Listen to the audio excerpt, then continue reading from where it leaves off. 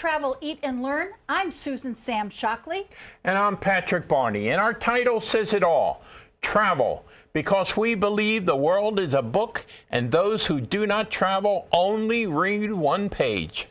Eat, because we believe that the only way to experience a place is through their food and the people. And learn, because we want you to have fun, but we want you to learn all about the cultures and the cuisine that you enjoy on your vacations. Thank you for watching this episode. It's being brought to you by For More Travel, where you dream it and they make it happen. And Sam, we are the they. All right. All right. As usual, we're here to give you travel news you can use.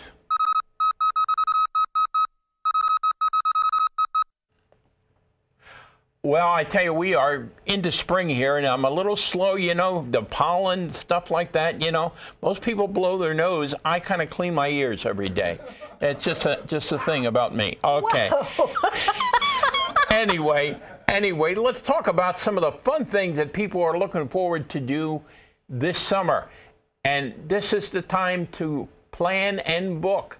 And the first one I want to talk about, if you're going to Europe, do not overlook Eurorail, that train system that goes into every country in Western Europe, and they are well organized, they are well done, they have great benefits, and you can buy a pass that you buy it and it's good in all the countries in Western Europe, whether it's Germany, France, Spain, Italy, or even England, so that you buy this pass. It's good for X amount of days or months, depending upon what you're going to do, and then you can use that train all over the time. It is a great thing. The train system in Europe is incredibly better than our system. And they have wonderful first class where they have tables in between the seats, and there's wonderful food and clean bathrooms. It's amazing. Well, not only that, they also have, remember, they have a lot more high-speed trains in Europe than we have, okay? Last time we were in France, we took a high-speed train from Paris to Marseille, the whole length of the country, and we did it in 2.5 hours, and it was beautiful. We actually took it from Marseille to Lyon. No, Arles. No, Arles. Arles. We took it from Paris to Arles. You went the wrong way. No. Yes. No. Yes, we got on Anyway, we got on the train and we were confused as to where to get off because they don't say Arles the way we say Arles, A-R-L-E-S. They go ruff. Like I don't think they said that. They did too. It was. But luckily there was a young man that simply said, "I'll tell you when the stop comes." Okay. Otherwise, we'd have been back to Paris. All right. Okay. All right. And then another place that's coming into its own is Portugal. You know, we've all heard about France, Italy, and Spain, but Portugal in the Douro Valley, which is their wine country. The best way to see that is in a riverboat, okay? And 6 cents, as you come up in the riverboat, there is a villa complex. I say complex because it is a 5-star thing right along the river. And it's got helicopter rides to the vineyards that are further away, and it has close-hand vineyards that you can just walk to. But if you want to have a first-class view of Portugal, look at this countryside. Isn't it beautiful? Think of 6 cents in Portugal. Great resort. Now, last week we told you that we were hopefully going to go from Portugal to Dublin on Windstar Cruises, the yacht ship, the masted yacht ship. Well, I have to tell you, they are having a sale. We cannot get through to pay them, so we may not go. Now, you were also going to tell us about Napa Valley. Napa Valley? Yes. I was? Yes, you were. That's why that script right there says S. You remember? Isn't that amazing? Maybe because of that great resort, if you like the one in Portugal, you should see this one in Napa Valley if you don't want to go to Europe. It is right in the middle of the vineyards. And what is it called, Sam? It's called Auberge du Soleil. Look at this. It's got 50 guest rooms and right in the middle of the vineyards, so that you have great food, great wine, and great views. These are just 3 things you can do for your summer vacation. Plan them now, because these places fill up really fast for the summer. All right, Sam. There is no stopping me. No, no stopping me. No, that too. But there is no ice cube jazz tonight, because we are drinking wine, a wonderful Italian wine from Northeast Venice area, and we're drinking it because we are going to from here to a party, a wine tasting, and a meeting, and a great meal at the Italian American Club. So we are coating our stomach with good Italian wine to get through the night. Okay, we don't like to mix our drinks, so there's not that. However, Sam, we do have Sam Walks on Water. I do. Woo, that was weird. She tiptoed on that one. Okay, now we're doing it without sound. If you long for a rich cruise experience, you cannot get that rich cruise experience by going to your computer. We have partnered with Travel Leaders Network. This is a New York network that's come together with an Alexandria, Virginia, vacation.com to give us so many wonderful things that we can offer to you. They have something called Distinctive Voyages. And what's so marvelous about Distinctive Voyages is that they have a travel host for the people who have signed up as Distinctive Voyagers, meaning there could be 20, there could be 50, there could be 100, but you have a host of your very own who will help you with excursions and different reservations and give you the ins and outs and be helpful to you. They are a travel agent from another part of the country that's invited on to escort you on this cruise.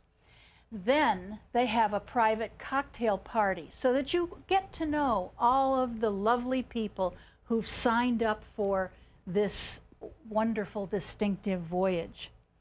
They also have an excursion, a wonderful excursion that is not offered by their excursion department. Sometimes it's a castle, sometimes it is an intimate tour of a winery. It is just for you. And it's always free. Distinctive Voyagers, yes. The whole enchilada, all of these 3 things are free. And they're no different from if you go and you get your cruise by yourself or you get it through me, not a dime more. But you do have to go through me. Now, there is June 21st, Cunard is going to Norway, and they are going to take you to a castle. And it's an amazing trip.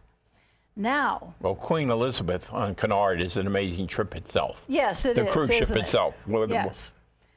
They also have culinary cruises, which they have chefs, they have demonstrations, they take you to restaurants in the towns that they go to.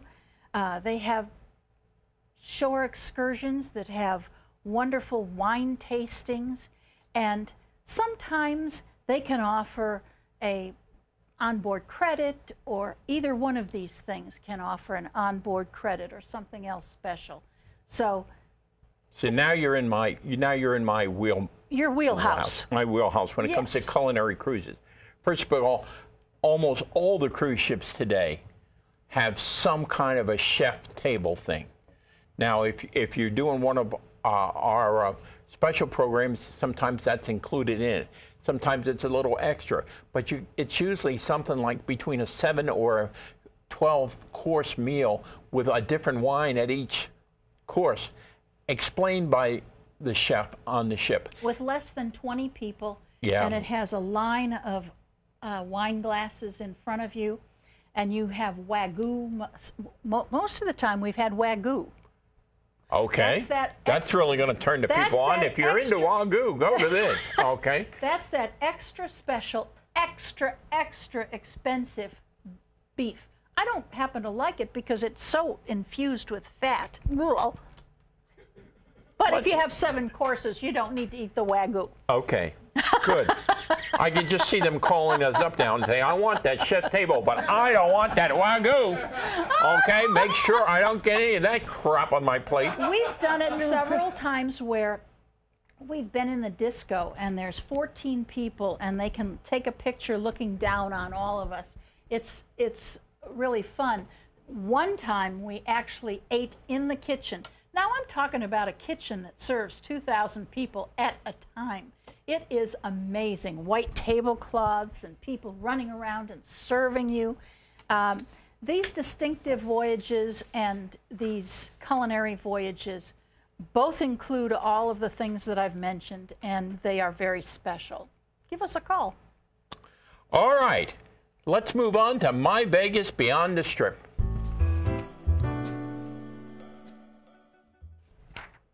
We had an opportunity not too long ago to go to the Mob Museum, which is downtown Vegas, just off Fremont Street. And I'm telling you, it's one of the most unique things. I'm sure you all know that Las Vegas has always had a rich history. Technically, the casino side was really founded by the mob in the late 50s, and they came in here and made it what it was today. But so there's a rich history there. And we've gone to the museum a couple times to see it. And we went for a special occasion that Sam's going to talk about after this little video. But just to show you some of the things they have in the Mob Museum, it's a 3-story freestanding building. It's one of the things you definitely want to see when you're in Vegas. Take a look at it.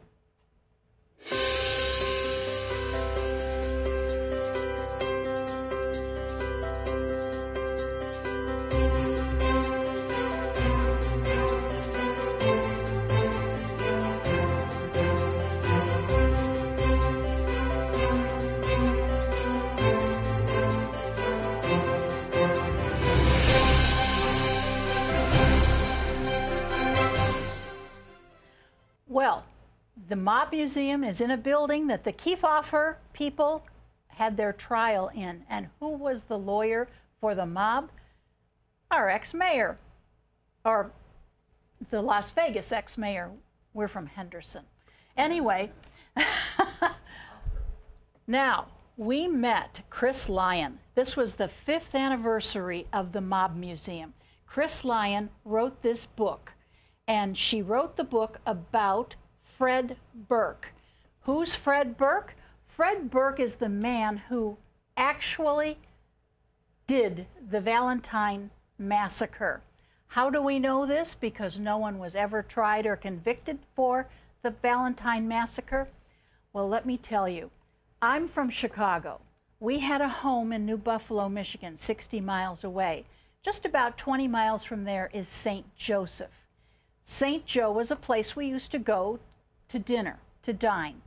And so when I heard this story that Chris Lyon was going to be there talking about Fred Burke and that he lived in St. Joseph, I just had to go. Now, Fred Burke just sped away from Chicago that day to his little town of St. Joseph.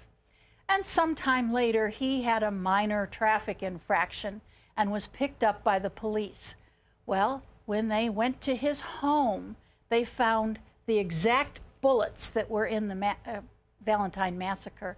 They found the guns, they found the bombs, they found an arsenal in his house, which brought them to believe that he was involved in the massacre.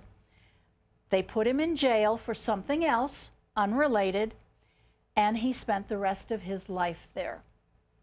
However, he was like a Gotti. He was like a movie star. Everyone loved him, and people visited him until the day he died, and he's buried right there on the prison lawn. You can go and visit him.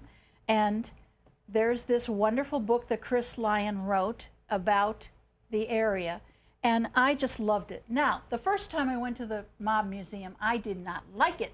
Why did I not like it? Because there was a party on the 3rd floor that the mayor of Las Vegas was giving, and so I didn't see much Chicago. And being from Chicago, I know a lot about the mob. We're very proud of our mob.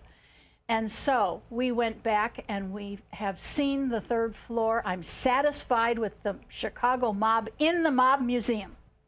Well, there's something to be proud about, okay? I'm telling you. And you know, it's not just old news with them. They also are the murder capital of the Chicago today. But it's okay? not romantic like it used to be. Okay. Well, the big thing about it that impressed me about the Mob Museum is that they actually had, from the Valentine's Day Massacre, in the museum, a piece of the wall that the guys stood up against when they got machine gunned. They get the bullets, the guns, everything else. It was an amazing exhibit, and it's just one of many in there. So if you're in town, you want to stop at the Mob Museum, okay? Sam, now, we got a new segment called Travel Partner Spotlight.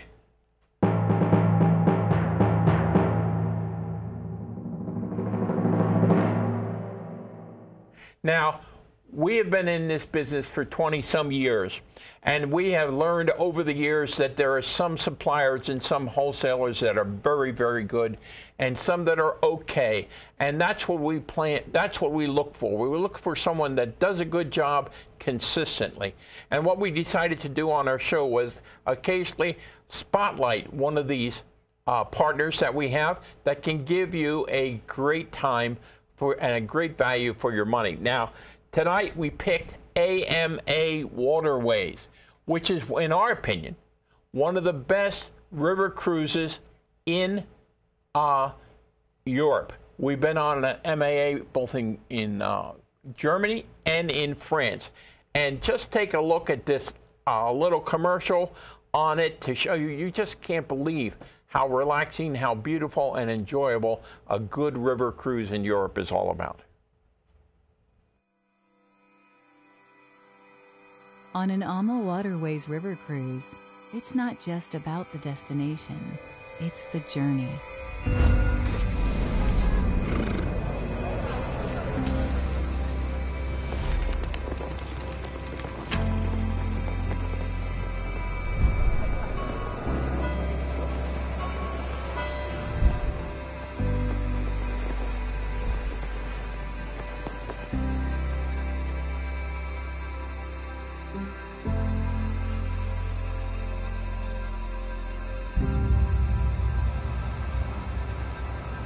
It's returning to luxury after a day of exploring.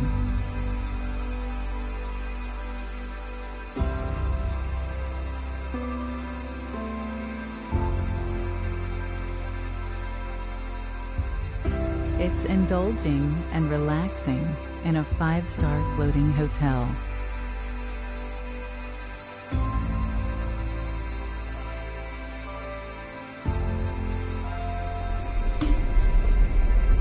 It's being left breathless.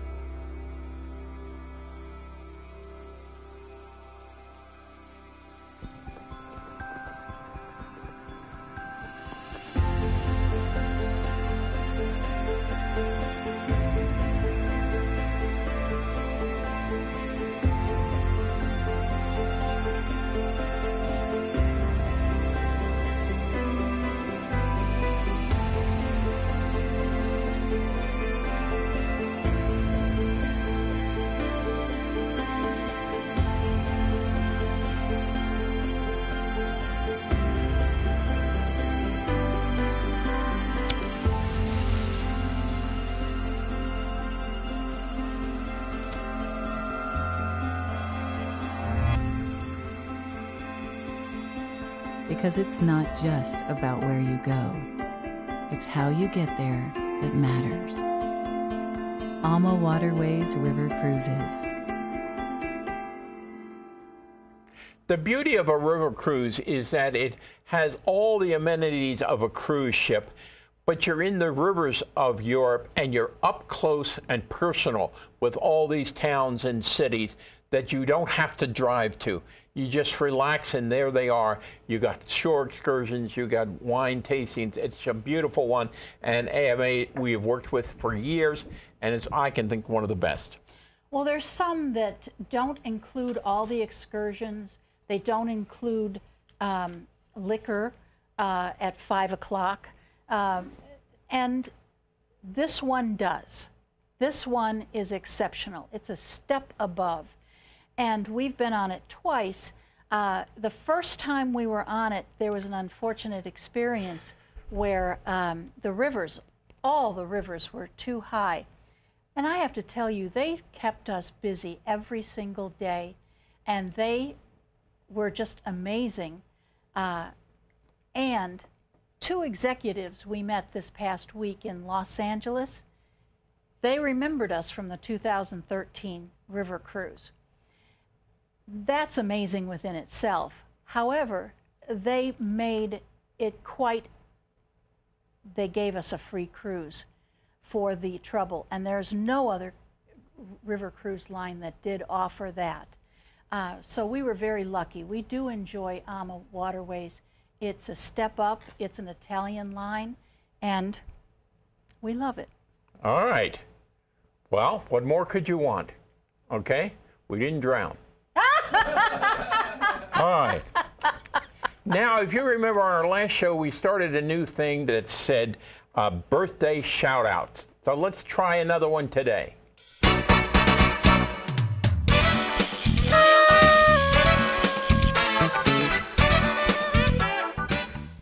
All right, now remember we asked you to call in or email us with birthdays that you want to celebrate. Well, obviously nobody has any friends in this month, okay? Because nobody sent us a birthday. So, you know, it's your own fault. I'm sticking in my family then if you haven't done it. And I'm going to shout out to my oldest daughter, Peg, and her husband, Craig. Their birthdays are in April, the 10th and the 11th. And they're just 2 days apart, and this is when we were with them in a ski lift, I guess, in Colorado. But happy birthday to you guys. I hope you're having a good day. I hope the snow is finally over in Denver, where you live. And that's our birthday shout-out. I'm sorry. If you got a relative or a friend, send us the information. Oh, and a picture would be a big help. Patrick's going to have to do a shout-out to me next. Yeah, I'm trying to find pictures that are developed. Okay. So, all right, so much for the birthday. Sam, now we're coming to the end of our show again, and we have to ask, where the hell is it?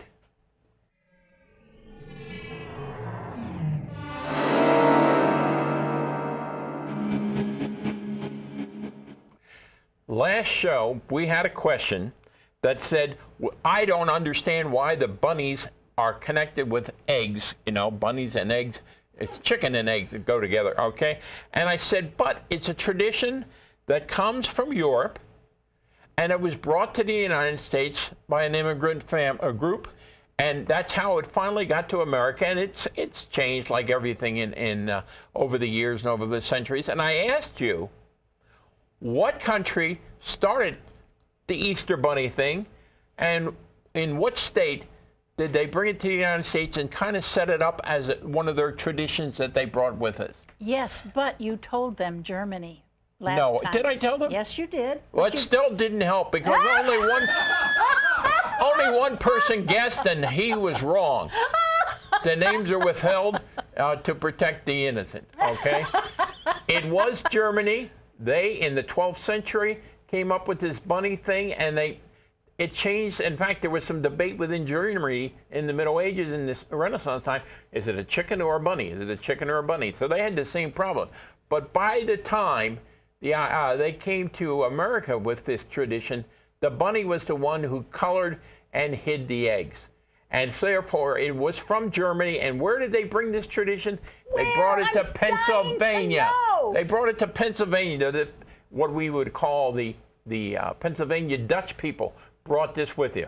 Now, as an older person, okay, I got to tell you something I learned. If you're over 65, to make your Easter egg hunt, which is coming up, a lot more fun. You can do it by yourself, because at our age, when you hide those Easter eggs and you only wait a half an hour, you don't know where the hell they are. So you don't need kids. Run out in your backyard, hide a half a dozen, go in and have a cup of coffee, and then guess where you put them. So true, so true. All right. So that's my Easter insight for you guys this week. Okay. Now we do have another question, though, Sam. I'm sure we do. We do, and I looked hard and long for this. Do you realize people collect things? They collect them all the time. What we have here is a collection of twine that is used to hold together hay bales, okay? So there is a town in the United States that has been collecting these strings since 1956. And the town now has, as of 2013, they have a ball of twine that is 40 feet in diameter and weighs 19,750 pounds. That's a lot of twine. What I wanted to know, name the town and name the state it's in. Where is this ball of twine? Because there are a lot of people in the United States may want to go and see this. Every year tourists come and they add more twine to it to keep it going. Where is the ball of twine? Twine. Okay, anyway, where is it? Name the town, name the city for next time, or the state, all right? And remember, if you've heard anything on this show that you'd like to book, or if you'd like some secrets that I can tell you, we have millions of them. Just give us a call or go to our website or email us, www.formoretravel.com. I'm Sam Shockley, and I want to thank you for joining us. And I'm Patrick Barney, and we'll see you next time, and I hope you have a very happy Easter and a good family fun day.